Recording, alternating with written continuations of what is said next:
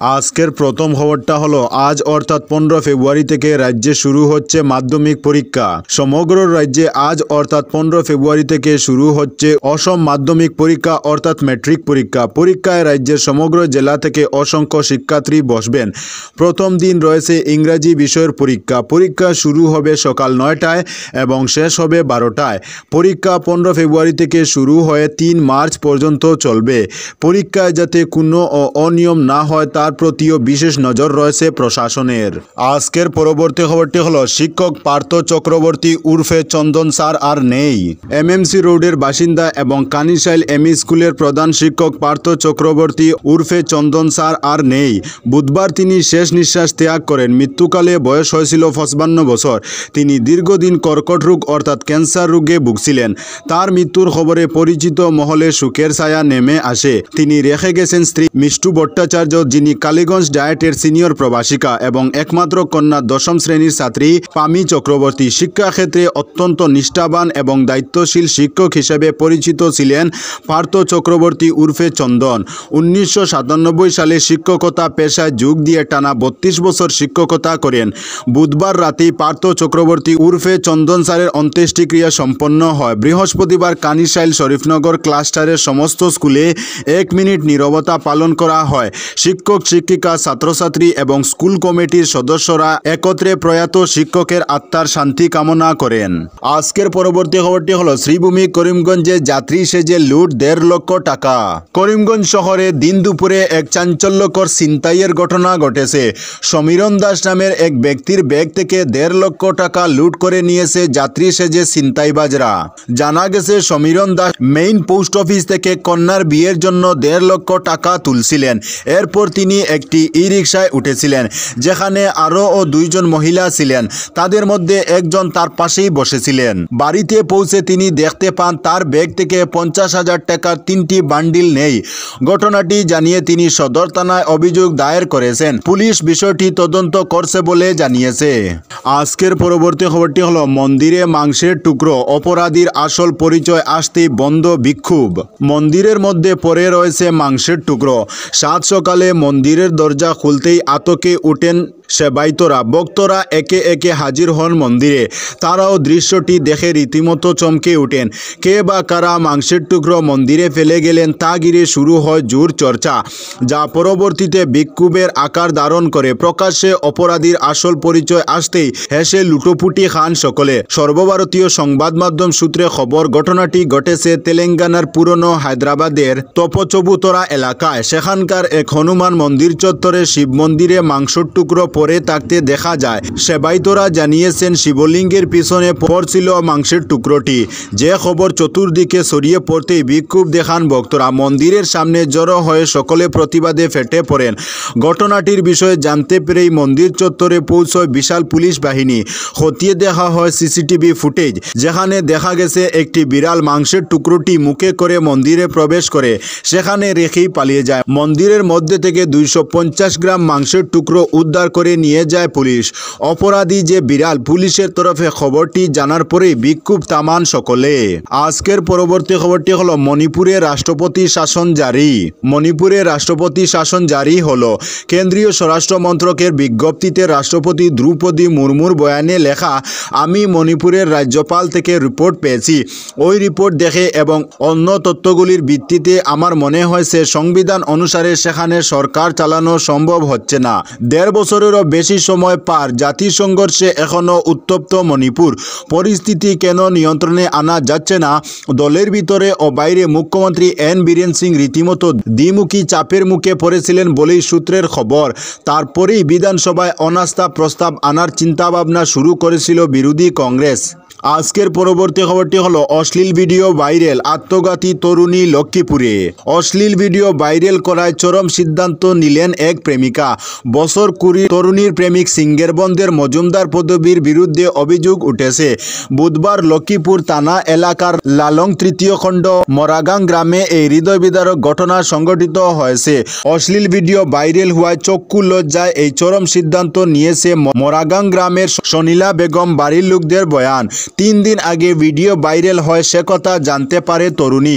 সামাজিক চক্ষু লজ্জায় আত্মহত্যার পথ বেছে নেয়। বুধবার সকালে ঘরের বাথরুমে তার ঝুলন্ত দেহ উদ্ধার হয়। পরে ঘরের লোকজন মৃতদেহ ঝুলন্ত অবস্থায় দেখে লক্ষ্মীপুর থানায় খবর দেন। লক্ষ্মীপুর পুলিশ এসে প্রাথমিক তদন্ত করে মরদেহ ময়নাতদন্তের জন্য শিলচর মেডিকেল কলেজ ও হাসপাতালে নিয়ে যায়। বুধবার রাতে মৃত তরুণীর জানাজা সম্পন্ন করা হয়। বুধবার রাতে ভিডিও ভাইরাল করা প্রেমিককে অভিযুক্ত করে লক্ষ্মীপুর থানায় মামলা দায়ের করেন মৃত যুবতীর মা। অভিযুক্ত যুবক বর্তমানে কর্মসূত্রে সৌদি আরবে রয়েছে।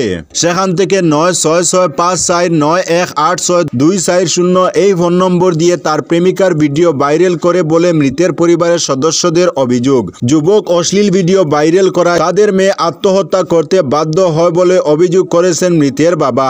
যুবকের সঙ্গে মেয়ের প্রেমের সম্পর্ক ছিল একথা পরিবারের লোকদের জানা ছিল না। যুবক বিদেশে থেকেও তাদের পুরনো প্রেমের অশ্লীল ভিডিও তৈরি করে সামাজিক মাধ্যমে ভাইরাল করেছে। তার বিরুদ্ধে লক্ষ্মীপুর থানায় মামলা দায়ের করা হয়েছে। ভারতীয় ন্যায় সংহিতা আইন অনুযায়ী তাকে সৌদি আরব থেকে গ্রেফতার করে প্রয়োজনীয় পদক্ষেপ নিতে জেলা পুলিশ সুপারের কাছে দাবি জানিয়েছেন মৃত যুবতীর মা বাবা সহ স্থানীয় লোকজন। আজকের পরবর্তী খবরটি হলো পরীক্ষাকে মাথায় রেখে কাছাড় জেলায় লাউডস্পিকারের উপর নিষেধাজ্ঞা জারি।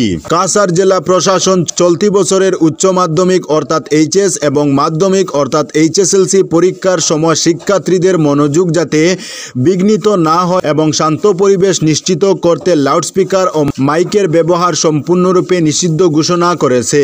প্রশাসনের জারি করা নির্দেশিকা অনুযায়ী উচ্চ মাধ্যমিক পরীক্ষা উপলক্ষে 13 ফেব্রুয়ারি থেকে 17 মার্চ পর্যন্ত এবং মাধ্যমিক পরীক্ষা উপলক্ষে 15 ফেব্রুয়ারি থেকে 3 মার্চ পর্যন্ত এই নিষেধাজ্ঞা বলবৎ থাকবে। এই সময়ে জেলায় উচ্চ শব্দে লাউডস্পিকার বা মাইকের ব্যবহার সম্পূর্ণভাবে নিষিদ্ধ করা হয়েছে। প্রশাসনের পক্ষ থেকে জানানো হয়েছে পরীক্ষার্থীদের স্বাচ্ছন্দ্যে পড়াশোনা ও সাফল্য অর্জনের স্বার্থেই এই পদক্ষেপ নেওয়া হয়েছে। কাছাড় জেলা প্রশাসনের দ্বারা জারিকৃত এই নির্দেশে আরও জানানো হয়েছে এই নিষেধাজ্ঞা অমান্যকারীদের বিরুদ্ধে কড়া পদক্ষেপ নেওয়া হবে, তবে বিশেষ প্রয়োজনে অনুমোদন নেওয়ার সুযোগ রাখা হয়েছে। প্রয়োজনীয়তার ভিত্তিতে আবেদন করলে প্রশাসন তা বিবেচনা করবে, তবে শিক্ষার পরিবেশ যেন বিঘ্নিত না হয় তা নিশ্চিত করা হবে। আজকের পরবর্তী খবরটি হলো প্রধান শিক্ষককে মারপিট, অভিযুক্ত মহিলার শাস্তির দাবিতে সড়ক অবরোধ। উত্তর ত্রিপুরা চুরাইবাড়ি এলাকার চাঁদপুর মাধ্যমিক বিদ্যালয়ে ভারপ্রাপ্ত প্রধান শিক্ষক বিকাশ দাসকে মারপিটের ঘটনায় অভিযুক্ত মহিলার কঠোর শাস্তির দাবিতে চাঁদপুর মাধ্যমিক বিদ্যালয়ের ছাত্রছাত্রীরা অসম আগরতলা জাতীয় সড়ক অবরোধ করে বিক্ষোভ প্রদর্শন করেন। বৃহস্পতিবার বিদ্যালয়ের এসএমসি কমিটির পক্ষ থেকে বিষয়টি মীমাংসার উদ্যোগ নেওয়া হয় এবং অভিযুক্ত মহিলাকে বিদ্যালয়ে আনা হয়। তবে এ খবর জানতে পেরে শিক্ষার্থীরা জাতীয় সড়ক অবরোধ করে অভিযুক্তের কঠোর শাস্তির দাবিতে বিক্ষোভে সামিল হয়।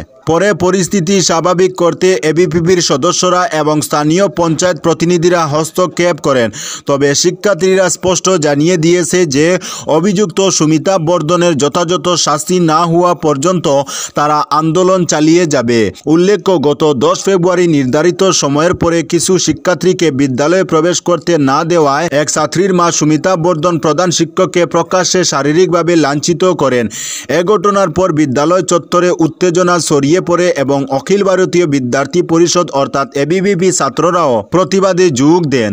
পরিস্থিতি সামাল দিতে পুলিশ দ্রুত ঘটনাস্থলে পৌঁছায় এবং অভিযুক্ত মহিলাকে থানায় নিয়ে যায়। আজকের পরবর্তী খবরটি হলো গুঙ্গুরে প্রতিবেশীর হামলায় আহত পিঙ্কুর মৃত্যু।